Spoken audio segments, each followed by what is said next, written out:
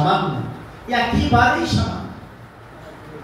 তার শুধু মানুষের জ্ঞান, পৃথিবীর সমস্ত সৃষ্টি থেকে শুরু করে কিয়ামত পর্যন্ত সকল সৃষ্টি, গাছপালা, উদ্ভিদ জগৎ, জড় পদার্থ, প্রাণী জগৎ, সব কিছু জ্ঞান আল্লাহর জ্ঞানের তুলনায় একেবারেই সামান্য। ইল্লা কালিলা, একেবারেই সামান্য আল্লাহর জ্ঞানের তুলনায়। সেই আল্লাহ তাআলা যে জ্ঞান শিক্ষা দিলেন, আল্লাহ তাআলা কি জ্ঞানটা শিক্ষা দিলেন?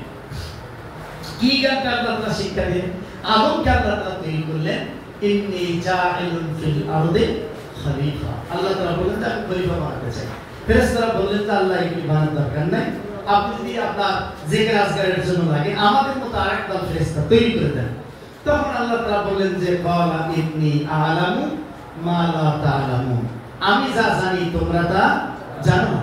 এই কথার পরে আল্লাহ তাআলা বললেন ফাআল্লামা আদামাল আসমাআ কুল্লাহা সুম্মা আরাদাহুম আলাল মালাইকাতি ফাকালা আনবিউনি। আল্লাহ তাআলা এখানে যে জ্ঞান শিক্ষা দিলেন, ওয়া আল্লামা আদামা, আল্লাহ তাআলা আদমকে জ্ঞান শিক্ষা দিলেন। এই জ্ঞানটা ছিল বে আসমাইন কুল্লাহা সুম্মা কুল্লাহা, সব বিষয়ের জ্ঞান। আল্লাহ তাআলা আদমকে যে জ্ঞান শিক্ষা দিয়েছেন এটা সব বিষয়ের জ্ঞান।